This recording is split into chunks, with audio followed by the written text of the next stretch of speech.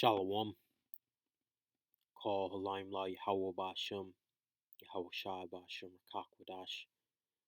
Double honors to the elders and apostles of Great Millstone who rule and teach well. And a sincere shalom to the 144,000 and a 1/3. Now, as you can see in this depiction, you have a person jumping off of a boat. And what's going to happen is that's the action of, capsizing on this boat, distributing your weight to the tip of this boat.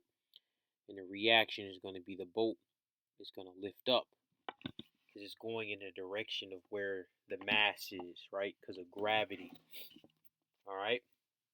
So every action has a reaction, as the title of this video.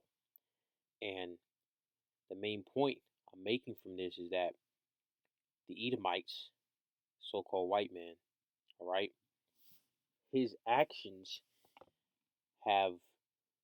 he hasn't gained the proper reaction because the Most High Yahweh is long suffering.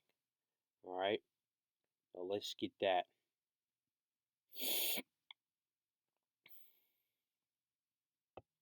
Go to the book of Romans, the 9th chapter, in verse 13.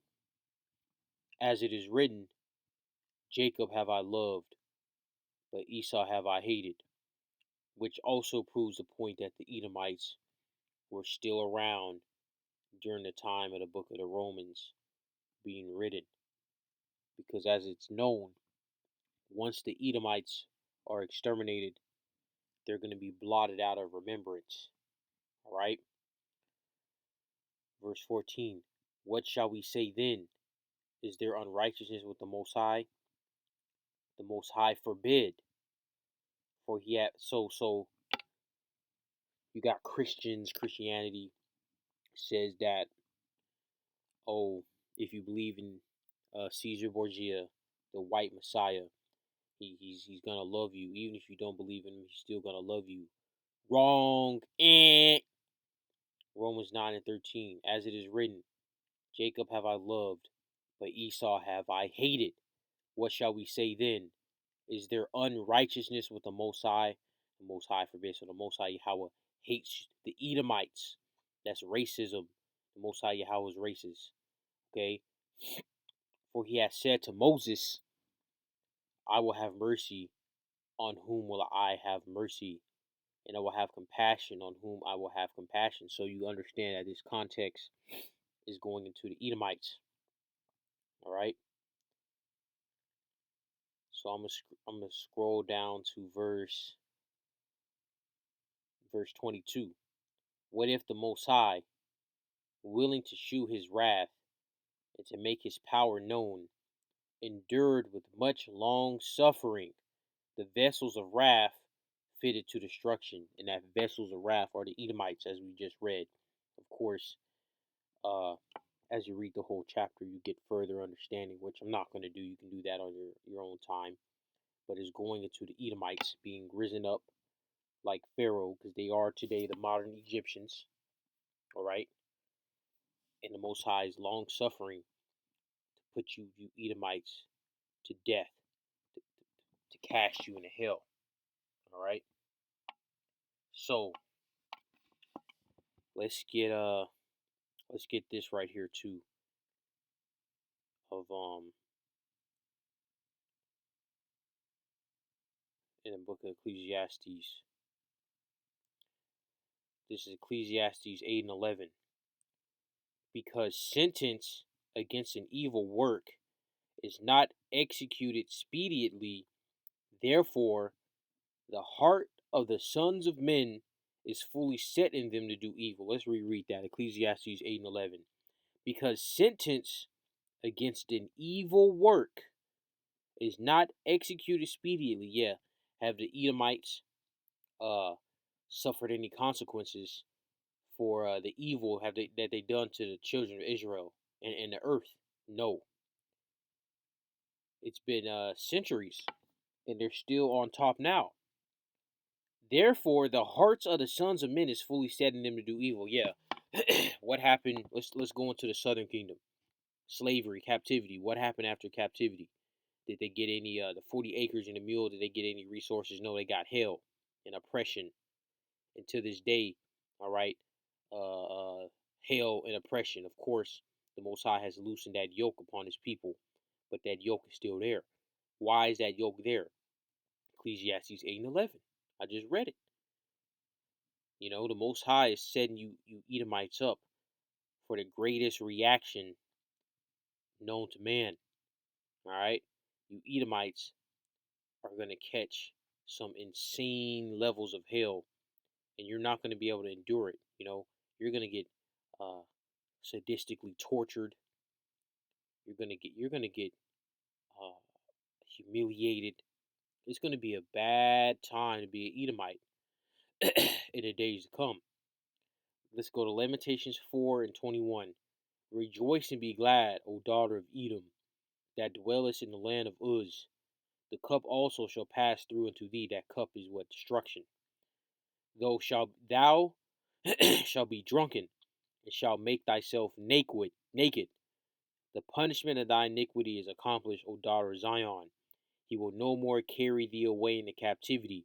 He will visit thine iniquity, O daughter of Edom. He will discover thy sins. So guess what? You Edomites are gonna catch hell. Let's get this in Jeremiah going into that cup. Because the Israelites weren't supposed to take that cup, man.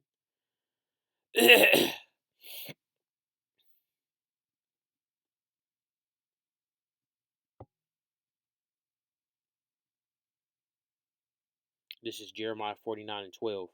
For thus said Yahweh, behold, they whose judgment was not to drink of the cup have assuredly drunken.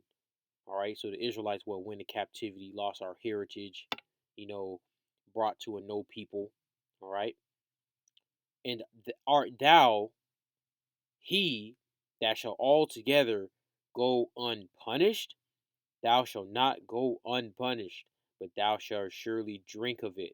So you Edomites, you think that you're not gonna go through slavery?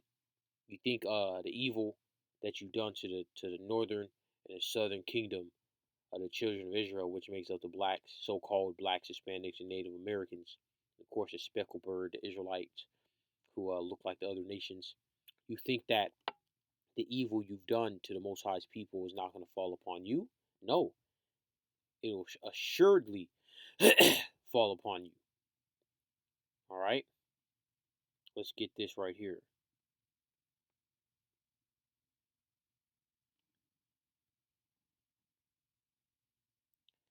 Ezekiel 25 and 12. Thus said the Lord Yahweh, because that Edom hath dealt against the house of Judah by taking vengeance, and hath greatly offended, and revenged himself upon them.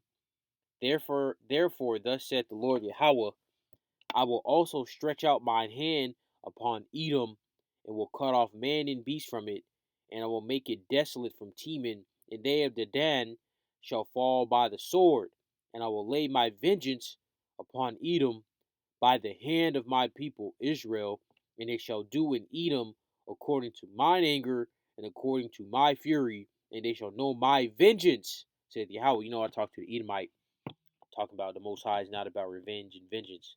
And I brought this scripture out and many other scriptures, and he shut the hell up. You Edomites are the wicked, man. You Edomites are vile, homos. All right, you like brown little boys. You're evil. You're nasty people, and you know it. These Edomites know it. They know that they ain't right, man. But they're in the power seat, so they just let it. They just riding it out. All right. Isaiah 14 and 24. Yahweh of hosts has sworn, saying, surely as I have thought, so shall it come to pass, and as I have purposed, so shall it stand. Then will I break the Assyrian in my land, and upon my mountains tread him under foot. Then shall his yoke depart from off them, and a burden depart from off their shoulders. This is the purpose that is purposed upon the whole earth. This is the hand that is stretched out upon all the nations. For Yahweh of hosts hath purpose, and who shall disannul it? And his hand is stretched out, and who shall turn it back? In the year that King Azaz died from this burden. So the Most High is going to do it again with these modern Assyrians, the Edomites, Babylon the Great, all right, which is controlled by these small hats, man. You're going down. You're gonna catch a world of hurt. Okay, your actions are building up to give off this massive uh, reaction, and you're not gonna like it. All right, did the so-called blacks, Hispanics, and Native Americans like genocide, captivity, and all the other stuff? No, they're like, yeah, I like it. No, so you're not gonna like it either. So this is what Esau is gonna get right here. Revelations 18:6. Reward her. Who is this her? Babylon the Great. Who controls Babylon the Great? The Edomites. Reward her even as she rewarded you, and double unto her double according to her works. In the cup which she had filled, fill to her double. So you're gonna get double to what you did to the children of Israel. All right, and then after that is done, extermination. No more Edomites, as it is written. And this is why the world is altering and changing, because of this truth being brought out, man. Hey, with that, shalom.